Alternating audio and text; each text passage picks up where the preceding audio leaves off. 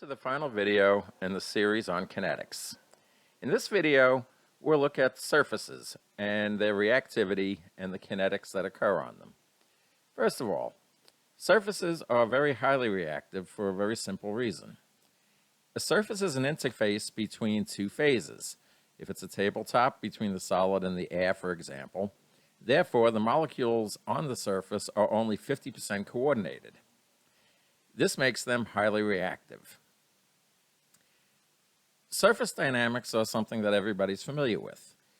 In the simplest case, your furniture gets dusty. This is what's known as a physical type of absorption called Physisorption. Caused by dispersion forces and is very weak, which is why you can simply blow the dust particles off the top of the table. More important for chemistry is a chemical type of absorption called Chemisorption. This has the strength of approximately a chemical bond and is very strong. This also lowers the activation energy of the molecule to make reactions easier. As mentioned, since the surface is partially coordinated, it will bond readily to a chemical, causing chemisorption. Finally, these two processes are always in equilibrium. Molecules get absorbed, and then they get desorbed.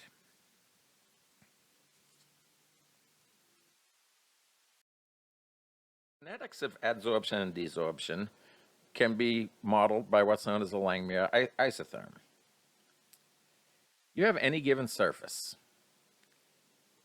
The rate at which any given atom is going to adsorb on that surface, first of all, obviously depends upon the concentration or the pressure of those particular molecules in the air, but it also depends upon something else, a factor called theta. Basically, when a molecule absorbs, it's looking for a parking spot. The more covered the surface is, the harder it is for the molecule to adsorb. Desorption is simpler. The more molecules that are on the surface, the faster they'll leave. So theta is the fraction of the surface covered. Since adsorption and desorption occur in equilibrium, you get the fact that the rate of adsorption and desorption have to be equal. This leads to a way to calculate the percentage of the surface that's covered. By manipulating those equations, one finds out that the percentage covered is some equilibrium constant times the concentration of adsorbent over 1 plus that same equilibrium constant times that absorbent. At a low pressure limit, the percentage of surface covered is approximately equal to the concentration of the gas. So this simplifies to 1 minus theta. At the high pressure limit, the surface is completely saturated. So you simply get reduced to a inverse relationship, 1 over K times the concentration. If one plots an inverse plot of the percentage of the surface covered to concentration of adsorbent, the slope winds up being the inverse of the equilibrium constant. From previous videos on catalyzed reactions, not surprisingly enough, the form of the Langmuir isotherm is exactly the same form as the Michaelis equation for catalyzed reactions, because catalysis relies on the molecules adsorbing to the surface of the catalyst.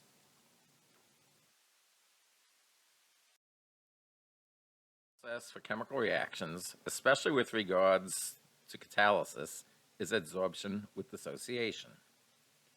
As previously mentioned, surfaces are chemically active. There can come a point where they can actually cause a bond to split to produce two radicals. As previously seen in other videos, one molecule will be turned into two molecules, so your actual reactants would be the radical squared.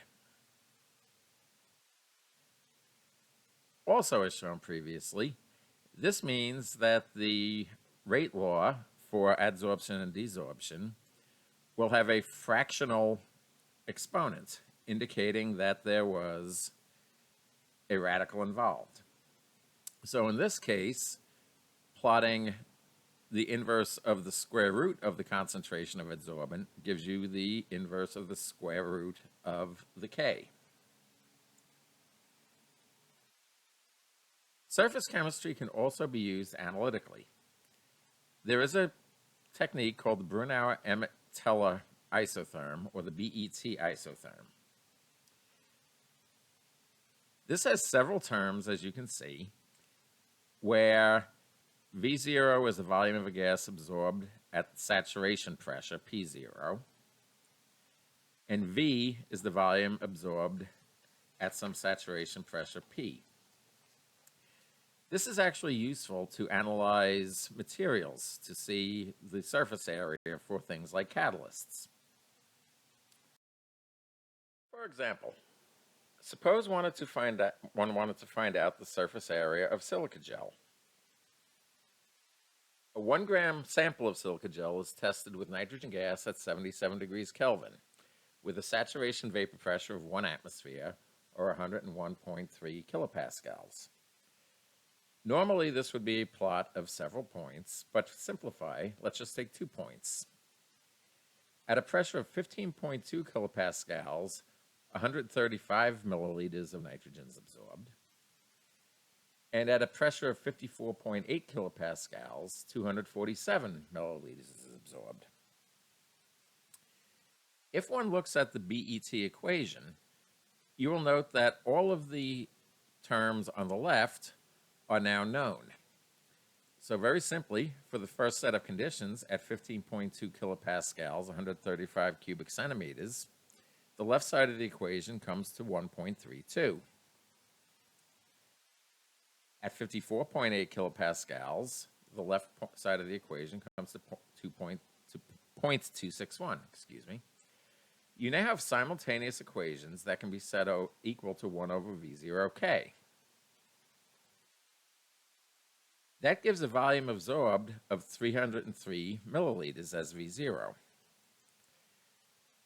Using nitrogen as an ideal gas, that means there's 0.013 moles of nitrogen that were absorbed. Given the number of molecules in a mole and the surface area of each nitrogen, that gives an astounding 1,320 square meters of surface area on the silica gel.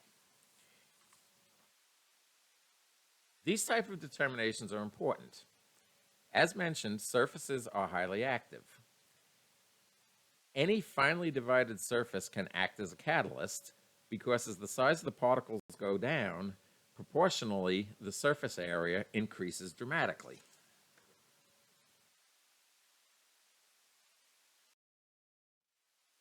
Final look at surfaces is another familiar fact, capillary action. Essentially, you put a straw in any liquid, you can see the water rising up the side. This is due to the fact that there's an attraction between the surface and the liquid. That force is called capillary rise, where you have 2 pi r, the area of the surface, times a term gamma. The liquid stops rising due to gravity. The countervailing force, pi r squared times the height times the density of the liquid times the force of gravity. When these two terms are equal, you can solve for gamma, which is the surface tension, and is expressed in newtons per meter. This has applications if one looks at a droplet. The Kelvin equation says that if a droplet expands, it's going to have a negative free energy that's going to be equal to RT log P over P0 times the change in the number of moles on the surface, where P is the vapor pressure inside the droplet and P0 is the normal vapor pressure outside the droplet. The change of area on a droplet, a sphere essentially, is going to be 8 pi r dr. So the change in Gibbs free energy could also be expressed in terms of surface tension, which is two-dimensional work, as 8 pi r gamma dr. This allows you to solve for the change in the number of moles that occupy the surface. And you get a delta G equal to 2 gamma times molecular weight over the density times the size of the droplet times the change in the number of moles being equal to RT log P0 over P. Setting these two terms equal, you find out something interesting that was already discussed when speaking about thermodynamics. First of all, the log of P over P0 always has to be greater than or equal to 1 because everything on the right side of the equation is a positive number. The implication of this is that the log of P over P0 is also inversely proportional to the size of the droplet. This means that droplets are unstable. As the droplet gets smaller, the internal pressure is greatly higher than the external pressure, and every droplet should explode. The reason why it rains, it shouldn't rain on Earth, and liquids are metastable states, is very simply due to dust, again, a small particle with a high surface. If you ever notice after it rains that your car is always dirtier than it started, at the center of every raindrop is a little speck of dust. This surface is what causes the droplet to form in the first place as the water adheres to the dust, lowering the internal pressure and stabilizing the droplet. I hope you have enjoyed this video and this series on kinetics. Thank you very much for listening.